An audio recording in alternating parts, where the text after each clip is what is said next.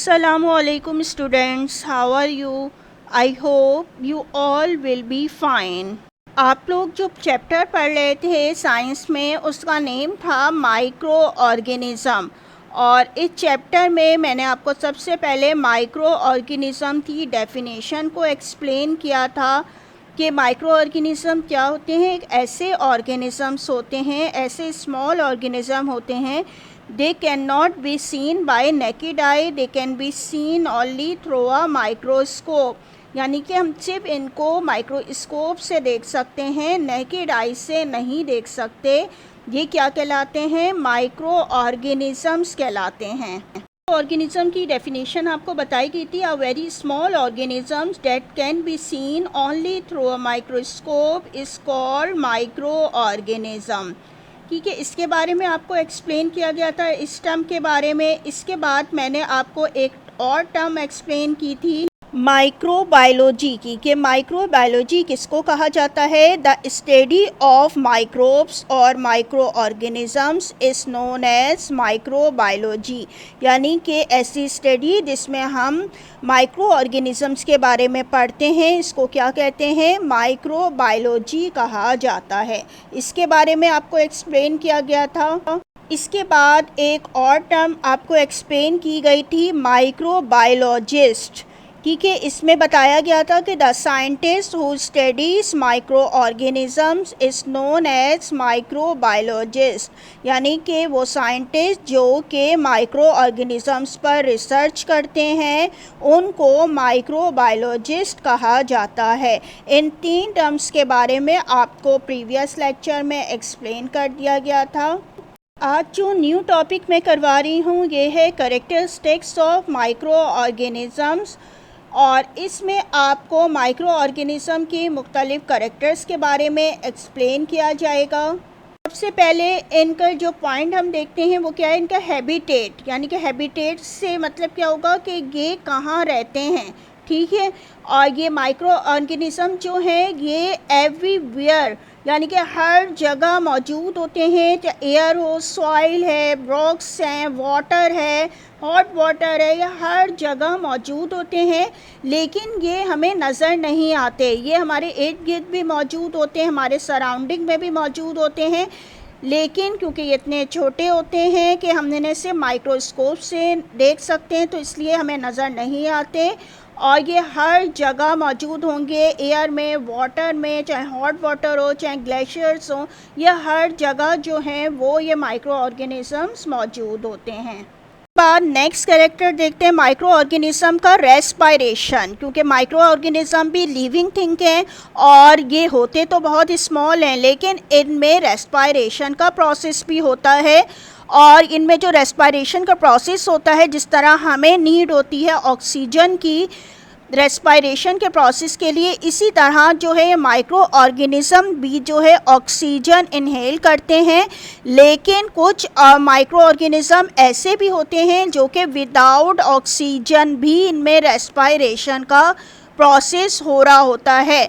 ठीक है, और ये ज़्यादातर जो होते हैं ये माइक्रो ऑर्गेनिज़म जो कि विदाउट ऑक्सीजन जो इनमें रेस्पिरेशन का प्रोसेस होता है, ये उन जगहों पे मौजूद होते हैं जहाँ पर इनको जो है वो फ्रेश एयर नहीं मिल रही होती है, और वो ये वहाँ पे भी सरवाइव कर रहे होते हैं। बहुत तेज़ी से जो है वो ये प्रोड्यूस हो रहे होते हैं। आपने देखा होगा कि अगर आप एयर टाइट कंटेनर में कोई चीज़ रख देते हैं और उसमें मुख्तलिफ़ किस्म के फंगस वगैरह लग जाती है तो ये क्या है? ये भी एक माइक्रो ऑर्गेनिज़म है। और ये किस तरह तेज़ी से फैल रहे होते हैं, इनमें रिप्रोडक्शन का प्रोसेस उसी वक्त होगा जब उनमें रेस्पायरेशन का प्रोसेस होगा। तो मीन जब अगर आप एयर टाइट उसमें कंटेनर में कोई चीज़ रखते भी हैं और वो बहुत तेज़ी से माइक्रो ऑर्गेनिज़म उसमें लग रहे होते हैं तो उसमें भी मौजूद होते हैं मीन्स के माइक्रो ऑर्गेनिज़म, और वो रेस्पायरेशन का प्रोसेस कर रहे होते हैं विदाउट ऑक्सीजन के।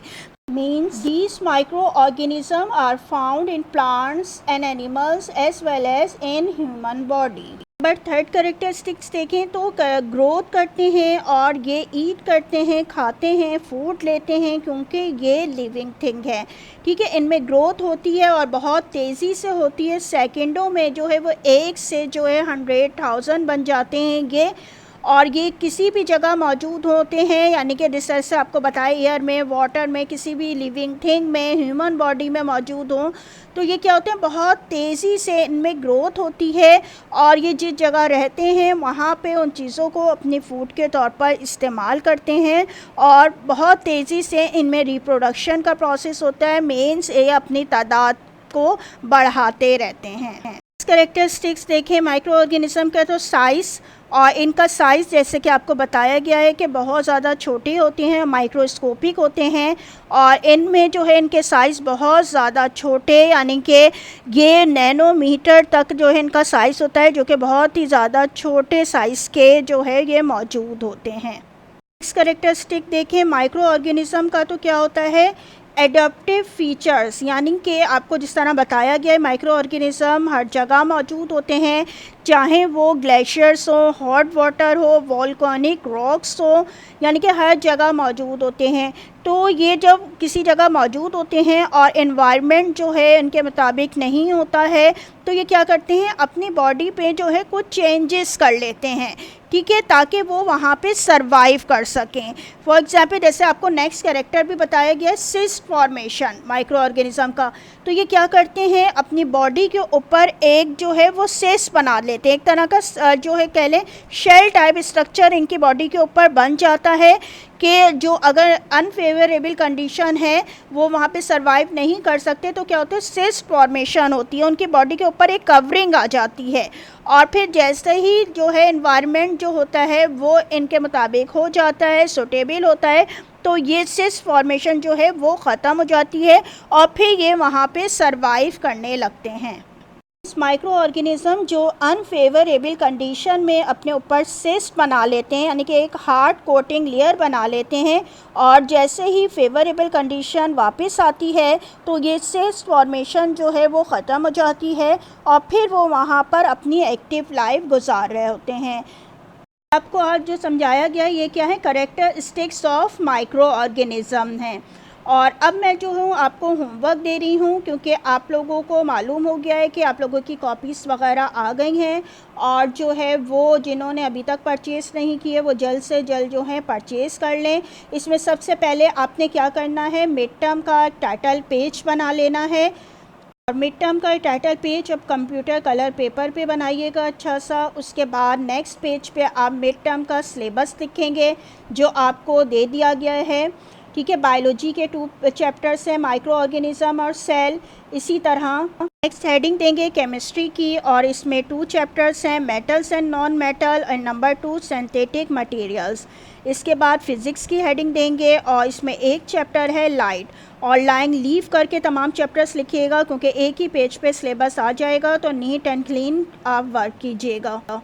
इसके बाद आपने बायोलॉजी का टैग बनाना है और ये कंप्यूटर के पेपर पे बनाइएगा बहुत अच्छा सा और इसमें आप बायोलॉजी से रिलेटेड जो है मुख्तलिफ़ किस्म की पिक्चर्स ड्रॉ भी कर सकते हैं और पेस्ट भी कर सकते हैं, यानी कि एनिमल्स के बारे में या प्लांट्स की पिक्चर हो या ह्यूमन बॉडी के बारे में, इससे ही रिलेटेड जो है वो आप पिक्चर ज़रूर पेस्ट कीजिएगा।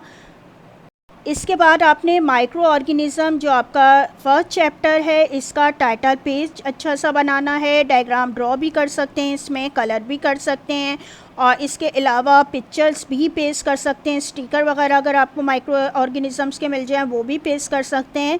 तो ये जो है वो आपने काम करना है और इसके साथ आपने क्या करना है, पेज नंबरिंग, ठीक है, पेज नंबर रजिस्टर में ज़रूर डाल दीजिएगा ताकि जो आप लोगों को इंडेक्स करवाया जाता है उस वक्त जो है ये पेज नंबर पहले से मौजूद हो, ठीक है। और आपका न्यू जर्नल है इसको नीट एंड क्लीन रखिएगा, उस पर अपना नेम प्रॉपर ऊपर मेंशन कीजिएगा, क्लास, सब्जेक्ट और प्लास्टिक कवर भी कर लीजिएगा ताकि आपका जर्नल जो है वो सेफ़ रहे, ठीक है। ये तमाम जो है आपने टाइटल पेज वगैरह जो बताए गए हैं वो बना लीजिएगा और जिसने अभी तक कॉपीज़ परचेज़ नहीं की है वो जल्द से जल्द जो है कॉपीज़ परचेज़ कर लीजिए। और इसीलिए मैंने आज जो है वो सिर्फ स्टार्टिंग का आपको वर्क दिया है कि टाइटल पेज वगैरह किस तरह बनाना है, ये रेडी करके रखिए ताकि जो है नेक्स्ट क्लास जो होगी उसमें जो है आपको क्वेश्चन आंसर जो हैं वो करवाए जाएंगे। क्योंकि आपको कुछ टॉपिक्स करवा दिए गए हैं, कुछ टर्म्स करवा दिए गए हैं और उसके जो है क्वेश्चन आंसर्स भी हैं, तो वो आपको नेक्स्ट लेक्चर में करवाए जाएंगे। तो इसलिए अपने जर्नल को जो है वो मेंटेन कर लीजिए और यकीनन आप लोगों को आज का लेक्चर जो है उम्मीद करती हूँ समझ में आ गया होगा। Thank you. अल्लाह हाफिज़।